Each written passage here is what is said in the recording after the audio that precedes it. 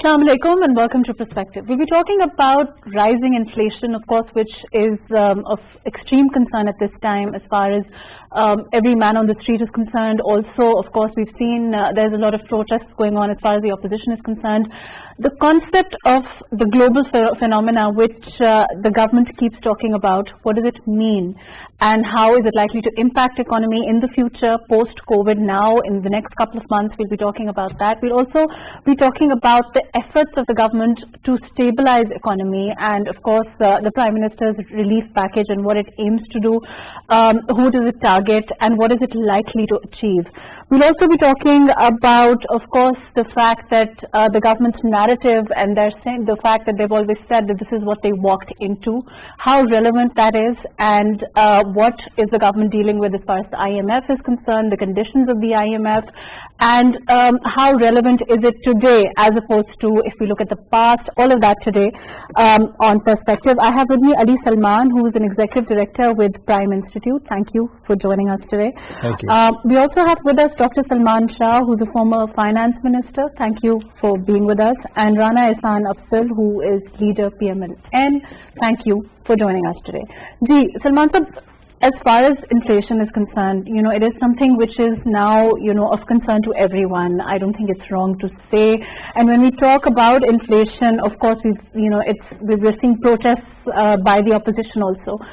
How much of this do you think is political? I want to know. How do you think, how much of this does the opposition, in your opinion, as an economist, understand that this is where we are as a country and this is the reality of our economic situation, regardless of which government is in power at this time? This is the past and this is what this government walked into, whichever government it was going to be. Do you understand?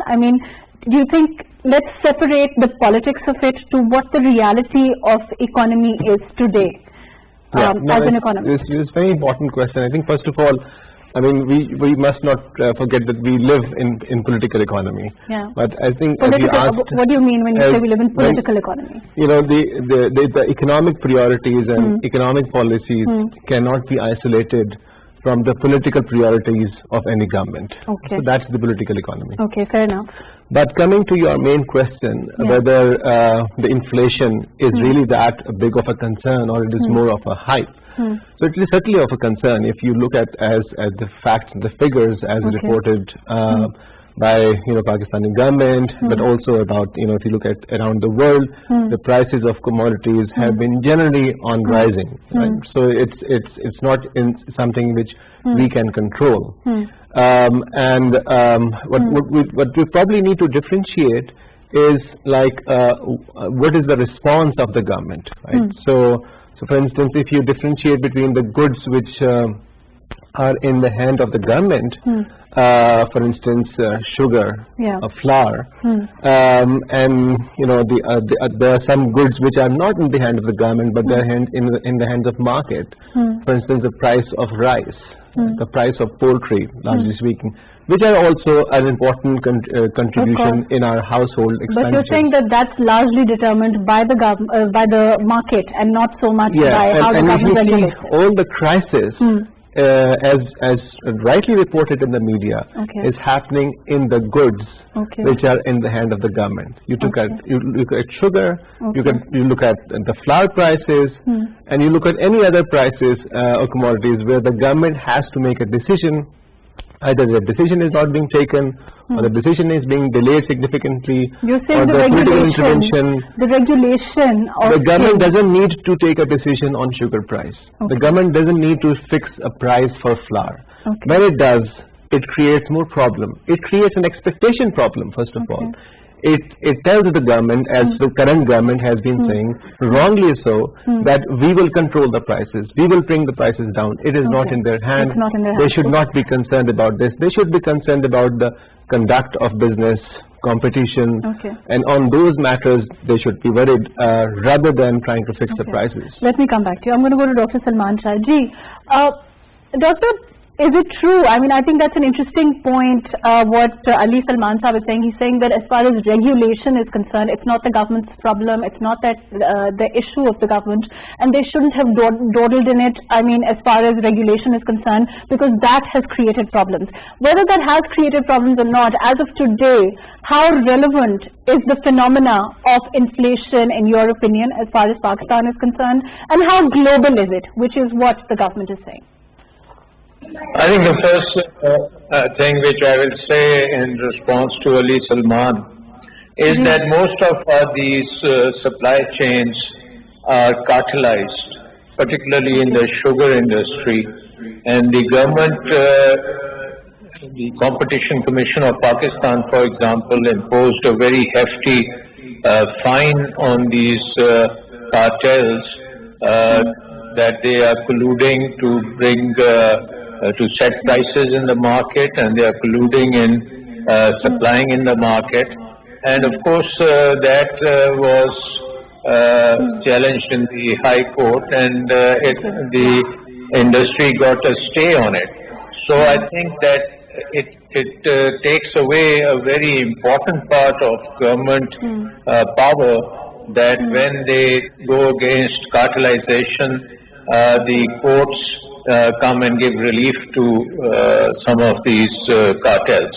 So having said that, I agree with Salman on the fact that there should be, the supply chains should not be the responsibility of the government to set the prices or to set who is going to get what. But they have to ensure that there is sufficient competition, and there are no bottlenecks in the supply to the consumers. But overall, going back to your question, of course it is a global phenomena right now.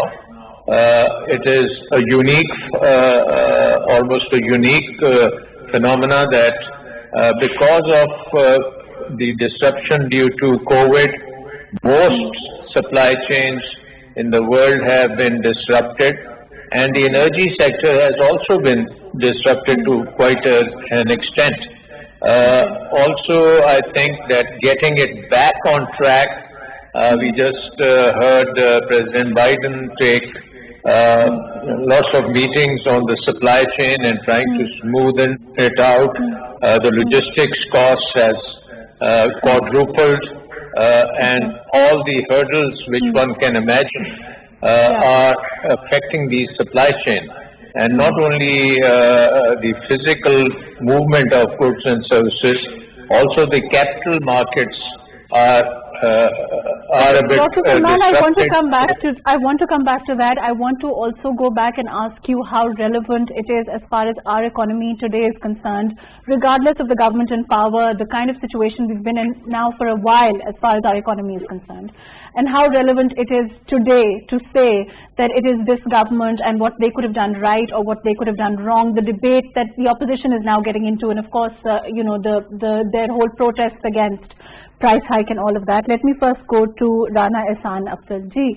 Rana Sahab, it's not new as far as the overall situation of our economy is concerned. When the PMLN was in power, of course, as far as figures are concerned, we have a debate on every TV channel with the government representatives and of course your party and all of this, the back and forth exchange of what the situation was before the PTI government came in versus what it is now. But overall, how do you see the situation considering, again, the global phenomena and the fact that economy is where it is? We have, now gone to the IMF for, it's not the first time we're going, and it's a cycle.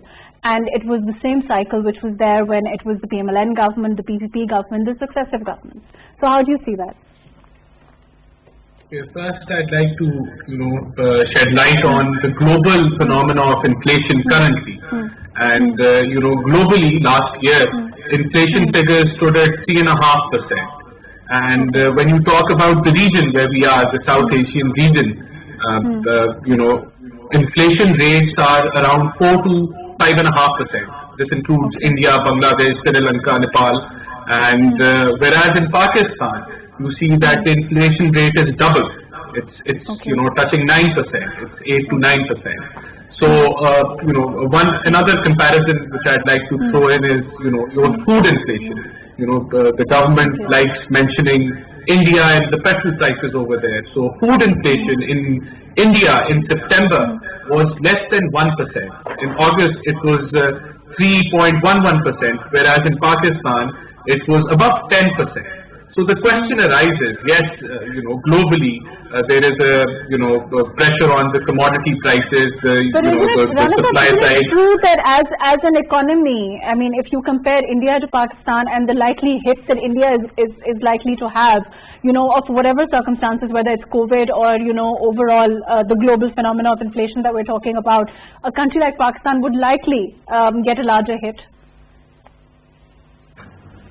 Yes, of course, and but I see over here when we talk about the current situation, I think inflation is driven more because of the rupee devaluation as well, and that comes out to be a government policy or the state bank policy.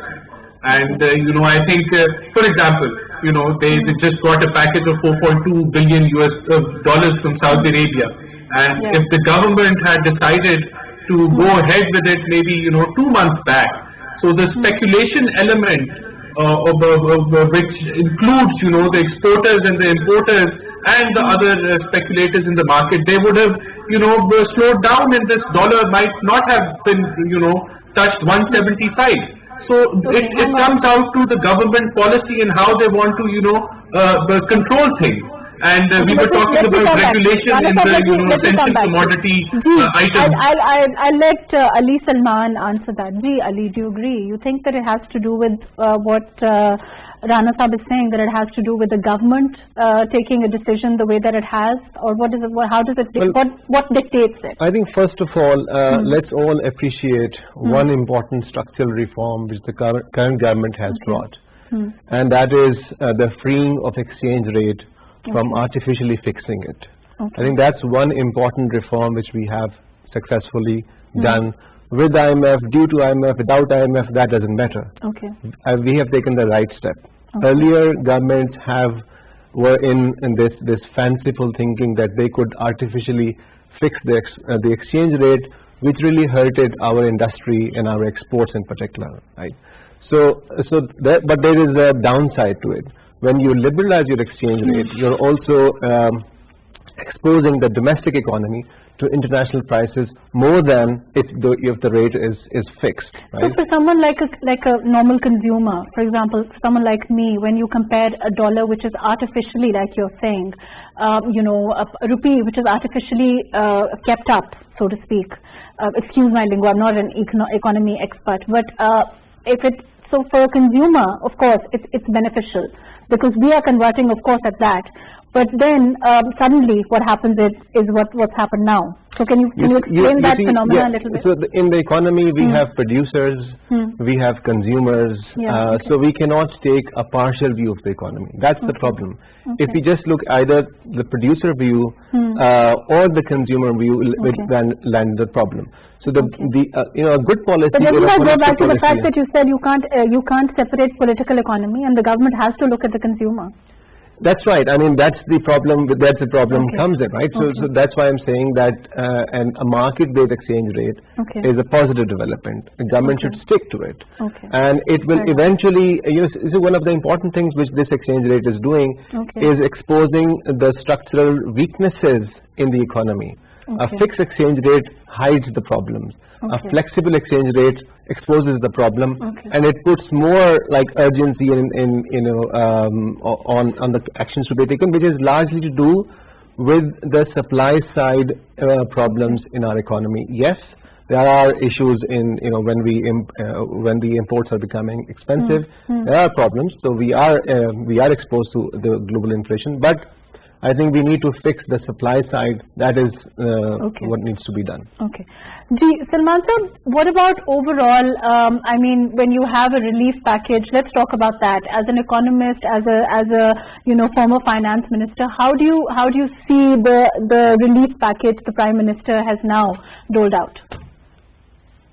I think before I answer that, I think Ali made a very important point, and that is that the market exchange rate, it exposes or it brings into light the structural problems in the economy. And one of the biggest structural problem right now is our energy sector, that the energy sector has become totally dependent on imports. And as soon as your economy starts to grow, like we started to hit around 4%,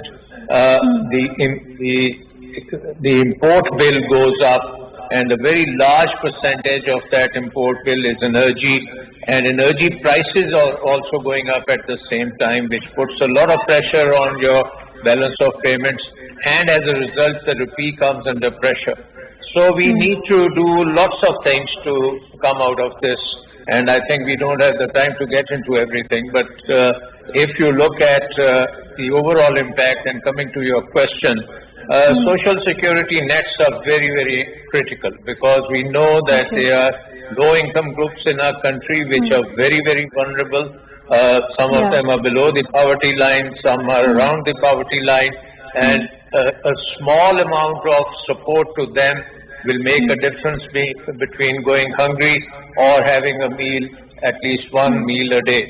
And I think in that context, this program, 120 billion odd rupees, is one part of that program. Other than that, there is also a program to rejuvenate the economy of the dispossessed, and try to provide them with some kind of employment skills, provide them with some kind of assets in the shape of a home or a house, and to provide them loans to start businesses, etc., which I think is a very useful policy in this particular environment, when the vulnerable groups are under a tremendous amount of pressure coming from this inflation. So to answer your question, yes, that's critical, and I hope we can further expand it. Salman sir, I want to talk about how you see us doing, as you know, how long do you think it's going to take a country like Pakistan, if it has consistent economic policies, regardless of whichever government is in power, to do better economically? I want to come to that, but first I have to go to Rana Saab. Rana Saab, you know, over time there has been, and I think that we've talked about this before on this program, that there has been talk of an economic charter. And, you know, for someone, for a consumer, or for the, you know, for a normal lay person, for the man on the street, you know, people below poverty, you know, at the level which Dr. Salman is talking about, for a lot of the people in this country, you know, that is the biggest problem. Do you think that the government, the opposition can at any time, you know, instead of coming out and the kind of protests that we are seeing at this time, which, you know, largely seem to be about registering your political, you know, the fact that you are against what's happening or against what's happening economically, or your voters, all of that.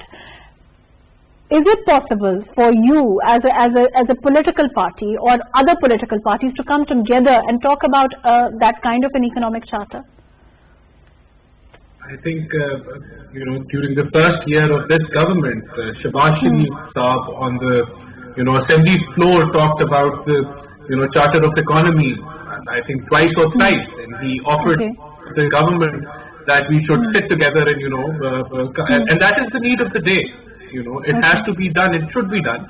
But sadly, you know, the Prime Minister was in no mood to have any conversation on any issue, be it electoral reform, be it Charter of Economy, be it Corona. You know, the Parliamani, the Secretary, the National Assembly Speaker set up a committee, and Imran Khan, after his speech on Corona, he left the meeting. And the opposition was stunned that... Rana Saab, the Corona element, you know, I think by and large there seems to be agreement that the government handled better. I don't know how the opposition will look at it. Whether, you know, you want to give it climate or whatever conditions you want to give it. I'm talking about polarization in the country, and the fact that the opposition and the government cannot sit.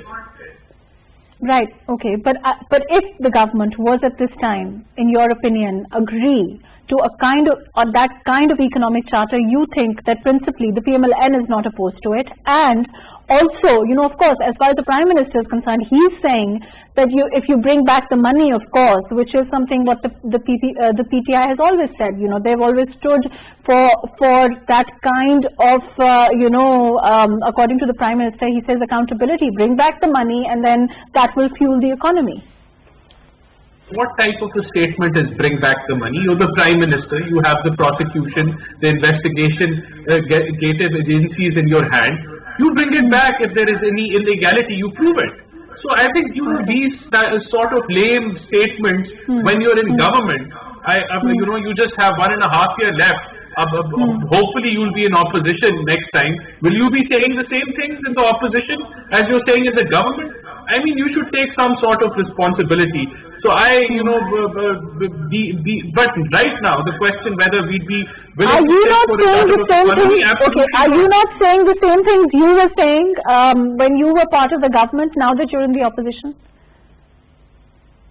No, if there is any illegality done by any leaders of the opposition, the government should not be requesting. They should be proving it. Okay. They should be taking action on it, and nothing has been proved. And nothing has been, by NAB or SIA, no conclusion has been reached. So I think, by requesting or by, making these lame statements, nothing is going to improve or anything, no result-oriented thing is going to come out of it. But on the Charter of Economy, we feel that it is too late for this government to sit with the opposition and come to a result. We would rather that this government, resigns and we go for a general election. In waiting for 1.5 years that is left, you think that immediately we should have a general election at this time, and that will somehow fuel the economy and help the layman better. I will come back to you. Ji, Ali Saab. Coming back to this very important issue of the economic charter or the charter on economic reforms you have raised, my view is a bit different. Okay. So my view is that, look, coming back to this point of political economy, if you look at the three major parties, Pakistan People's Party, PMLN and PTI, you will see that somehow they have on different economic priorities. So when, for instance, when People's Party comes into power, it usually gives a lot of salaries hike. So when last time it was in power, every year we saw an increase in the salaries of the government officers, right, or in general. And so it was popular in that sense, but it has a fiscal cost to it, which then later we have to pay. When PMLN is in power, we see a lot of spending on the roads, on infrastructure. But the other point is that it may be a debt financed development on the hope that it will help in the economic development in the future. It did not happen. Their economic theory did not prove right. So they were expecting exports to rise up. It didn't happen.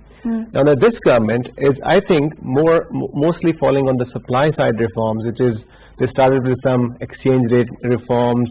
They talked about tax reforms. So they are not heavy on spending, but they are I think trying to focus on the regulation. The priorities of each government are different. Therefore, to talk about a consensus on economic agenda, I think is a little bit too idealistic. We should rather have a good debate in the politics, and we should have a competition of ideas and let the people decide. Okay, fine, fair enough. Okay, I want to go with that statement of yours to Dr. Salman. Ji, Salman sir, in terms of continuity as a financial expert, how do you see, how important is continuity as far as your economic policies are concerned? Because this is what, Ali Saab is saying. He's saying that rather than having the same priorities for each government, it's more important to have, sorry, I'll let you complete what you were saying. Different parties can have their own priorities. They can have. But then what my question is, that gives the political parties an out, right? Does it not? Every time a political party changes, every time the power changes, it gives the previous government an out that says that, we did this and now this government is doing this, so it will just continue. For example, by and large there is agreement that as far as the SAS program is concerned, it's a good program.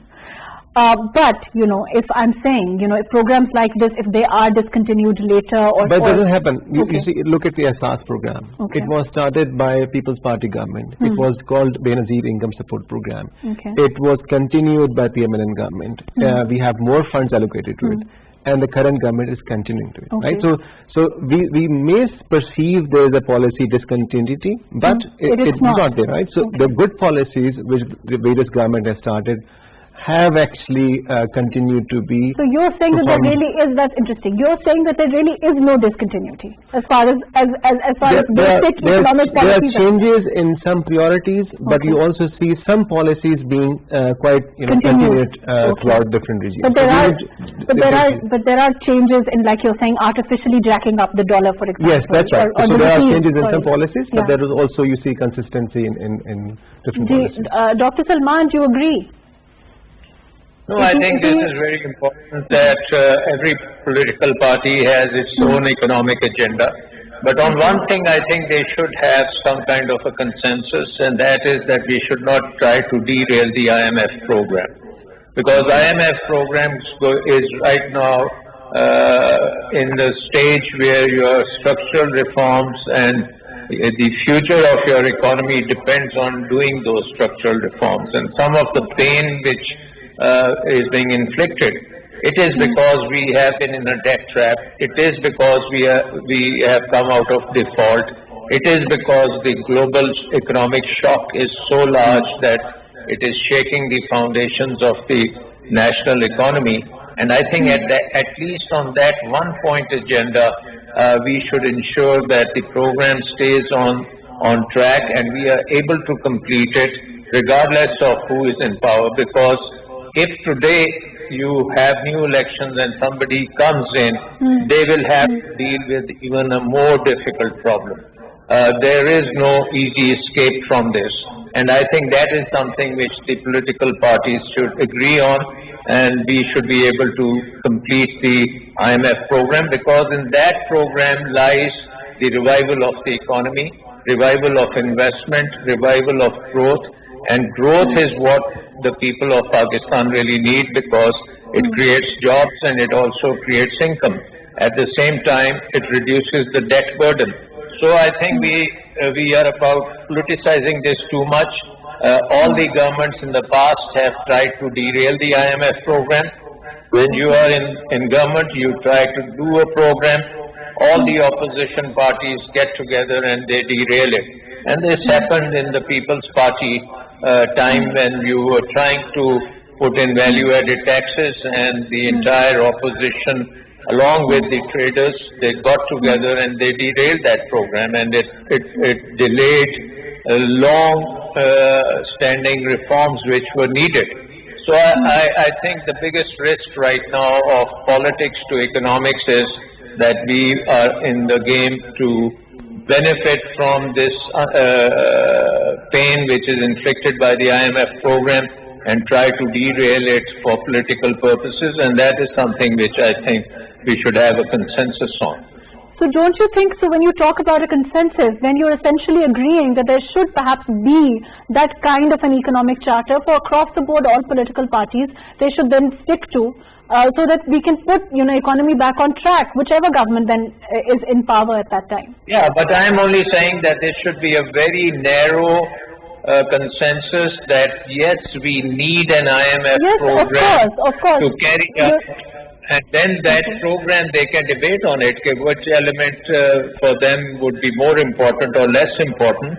And when they come into power, they can have some other programs also. But I think the consensus right now is that the medicine which you need to take, you cannot delay it. And if you delay it, you will be in a bigger mess. And that mess will be very difficult to manage by any government which comes into existence. And you have to take it regardless of whoever is the doctor. Absolutely. I think that it is quite apparent that our problem is that we have no reserves. We have very huge imports. We have an energy sector which is totally dependent on imports.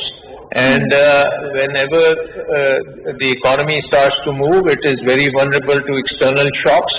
And unfortunately, for a very long time, for example, we never built the dams which we should have built for the last 40 years, so that power at least should have been cheap. We never went into renewable energy, and we could have had at least 10 to 15,000 megawatts of solar power by now, and this problem would not have been there. Right now, there is almost $5 billion of energy imports every quarter. And that is not sustainable, regardless of whether you are in the opposition or whether you are in the government. It is not sustainable, and so you have to go to an international organization like the IMF so that you can get the breathing room to put yourself on track, do the reforms, particularly in the energy sector. I mean, that's where the whole problem comes. Once the IMF talks about circular debt and the prices, their main aim is to expose the deficiency of the economy in that sense. So they are saying either you raise the prices or you do something to contain that debt, and that something means that you have to move away from imported energy and you have to have domestic energy. Similarly, there are other areas where we need to do all these reforms. So I think at least as far as the IMF program is concerned, we cannot afford to derail it. And I think that anybody who derails that program will do no service to Pakistan. Ji, Rana Saab. Yes, I agree that there should be a charter of economy, even if every party has different priorities. There are certain issues, which for the whole economy have to be dealt with, and there is no escaping them. On those issues, there should be a consensus. So, there's agreement on it, and there is no political push and pull on those issues. So that is. No, but you said that this current exchange rate is not. No, but you said that this government should go. I'm sorry, I didn't hear your question.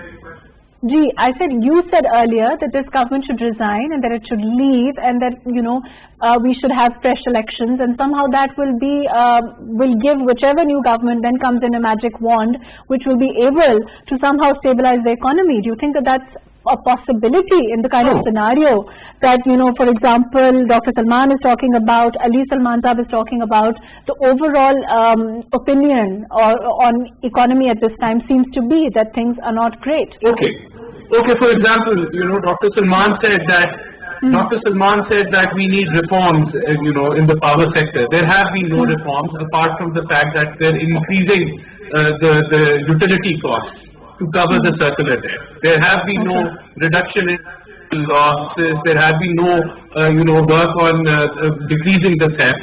So this government is not working on reforms. We would probably do better, as we did. We reduced the line losses. We reduced the theft in our time. There has been a reversal on both these things. Now, there was talk about exchange rate being totally free floating. That has not been the case with PTI. They've intervened with $6 billion US, and yet they could not control what was happening with the exchange rate. I, for one, would feel that there has to be some intervention with the type of economy Pakistan has. If we completely leave it totally free floating, then the speculation element of Pakistan, the black economy, is so huge that it plays havoc with the exchange rate. And just look what happened recently. The $3 billion came, and the speculators stopped. And all of a sudden, there was, when people knew that the shortfall has been covered, or there are dollars enough to cover the current deficit, it was all of a sudden the dollar started stabilizing, the rupee started stabilizing. And one more point I would like to make. They blame us, PTI, that we left it in a mess. This current year, economists are saying that the current account deficit could touch 13-14 billion US dollars. The trade deficit could reach 45 billion US dollars. So, we are in the same position as we were in 2018. What has PTI done to resolve it? And to your question, I would say that yes, if the government leaves and if a new government comes, probably it can also sustain the IMF talks. And I feel that it is the need of the day that we continue with the IMF, but we negotiate a better deal. we do not, we spread it across over time, the rate increase in electricity, and we add on reforms. So the impact of what the IMF wants, or what the government is stating it wants in increase in utility prices, all of a sudden should be spread over time. So the economy and the people can absorb it. Okay. Salman Saab, do you think what Rana Saab is saying? I don't want to go, of course he's saying politically if there's a change in government, they could probably handle the policy side of it better than this government. But by and large, he's saying that the IMF program, he agrees with what Dr. Salman Shah is saying. But overall, do you think as far as the economic situation at this time is concerned, could any government really make a do a better job, in your opinion, than what's happening at this time? I think each government, does have policy space. On the IMF point of view, I actually agree with my Dr. Salman and Rana Saab that we need to have a consensus on minimum structural reforms, and they should not be rolled back. So there is no, I think, lack of consensus on at least this part is concerned. Now you're asking whether any government can do set of policies. So yes, we can do a lot of things.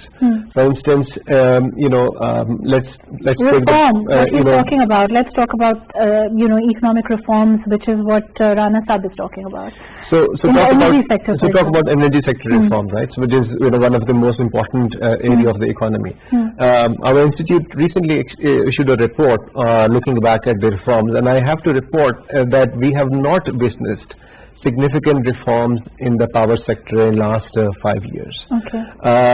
Although there is an announcement and commitment which is to move more towards market-based power distribution system. Currently, government takes the responsibility of buying all the electricity being produced, and there have been suggestions to open it up, let the other players also participate in it. There is a policy commitment to it, but we have not seen significant actions on these lines. So, I mentioned about sugar. So the simple policy reform is that don't regulate. That's what you're saying. Keep the trade open. Okay. Each year we will see this crisis, like now we are seeing in case of sugar. This happens every year. So rather than government keeping the decision power on its own, it should have a simple policy that throughout the year we are not going to intervene. The private sector will actually import itself. And that's what speculation is concerned. I think, let me just briefly comment on the speculation. Speculation is an important part of market. And speculation actually happens when there is too much of control. Okay. In open markets, speculation actually decreases. That's one important point which actually... But what about cartelization, which is what Dr. Salman Shah was talking about, and the fact that the government then has to intervene, and then of course there's the issue as far as courts are concerned, because invariably they get involved when sugar mill owners go to court and they get stay orders or whatever. In general, it is the responsibility of the government and the Competition Commission to check cartelization. There is no doubt in that. Okay. But in the case of sugar, we are discussing it again. My view is that it is a result of direct government policy, and therefore it is not just a matter of fixing the private sector industrialists. The policy has to be drastically changed. Okay. Salman Saab, do you agree? You think that, as far as sugar, for example, is concerned, which seems to have become a big debate in Pakistan, is it about interference? Is it about the government trying to control it? It should be left to have, the market price should be determined on its own. How do you see that? Yeah, I agree with Ali, and I think that number one, we should allow free imports of sugar by the private sector without any duties or any hurdles, and then let them compete. Because right now I think the issue is that whenever they have kind of overproduced, then they get a subsidy to export it, and then there is a ban on imports, and all kinds of things happen. So I think the government needs to get out, but give it a competitive push and make sure that anybody can import it, sugar in any form. You can import it in raw sugar form or brown sugar or whichever sugar you want to import it, and then somebody can refine it also locally. And ultimately, I think it has to be what is the competitive advantage of Pakistan, and that let the agriculture sector determine that. And maybe we need to reduce the sugar production in Pakistan and maybe increase the cotton production or wheat production, whichever crop is more valuable and more productive. So, Mahrukh, do you think that as an economist, I mean, do you think that there is, I mean, this is purely for educative purposes, don't you think that there will be that kind of reduction now? Because we are seeing, you know, the focus, just in terms of, you know, your foresight, we are seeing the focus on sugar so much that, do you think that invariably that decrease will now come? Because, you know, of course, there are these hurdles that businesses are also facing. They have their own side of the story. Whereas, in the business of fixing prices for wheat, and they have a support price, not a support price, but a minimum price for sugar cane. And even there, I think we should not really be doing those things, because what we should be focusing on is that agriculture research is of the highest quality. Agriculture extension is of very good quality. We give good seed to the farmer. We give good advice. We give them the financing, the availability of inputs, and I think that's the way we should really have the government policy increase the productivity and competitiveness of our agriculture sector, because but what do we do as far as the agriculture sector then is concerned? Because, you know, overall we are supposed to be an agro-based economy, and we haven't seen our agriculture develop the way that it should have developed. So then the government, of course, you know, is faced with that tough decision whether to intervene to help farmers or not. Right now, I mean, 60% of our economy is a services economy, and as you know, the services economy depends on remittances. And so, in a way, we are a remittance economy, and that has hurt our agriculture sector and maybe even our manufacturing sector to a certain extent.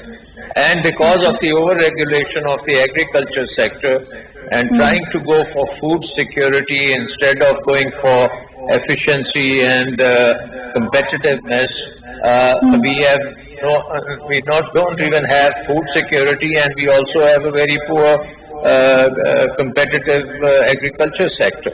So I think. So you agree with Ali Salman Sahab as far as, you know, you're saying over-regulation. You're saying that, you know, the government needs to take a step back as far as regulating, you know, even the sugar and the wheat price and all of that. Really be monitoring the competition and ensuring an even playing field and removing the hurdles, reducing the cost of doing business, and also ease of doing business. So I think there is a lot of work to be done. Okay, let's talk about reform. Ji Rana Sahab, you know, unfortunately I'm running out of time, but your quick comments as far as reform is concerned, as far as what you think the government at this time, how you perceive, you know, till the election, we're not very close to the election, a year and a half down the road. Okay. On the sugar and wheat crisis, you know, the role of the government is similar as it was when PMLN was there. And we performed that role better, and there was no crisis. And in the current scenario, the government has failed to perform.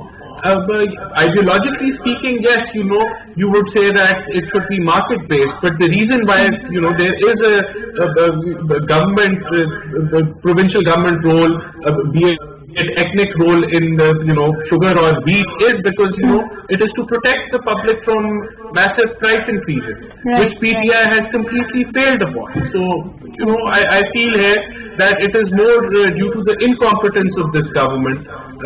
There were similar regulations before, but things were not that bad. Right, okay. Ji, Ali Sahab, your comments. You think, I mean, there is such a thing as, I mean, of course, the government is in that position of, you know, I don't know, fortunately or unfortunately, having to strike that balance where they have to intervene also to help their people, but they also have to have a look out for whether, you know, they can over-regulation or what we may call it. Well, it's never an easy policy choice for any government, but I think when we look at the welfare of the people, I think price control is not going to work. Is not going to work. It's more of the investment in the overall capacity of the sector, as Dr. Salman was saying, improve the productivity, improve the technology.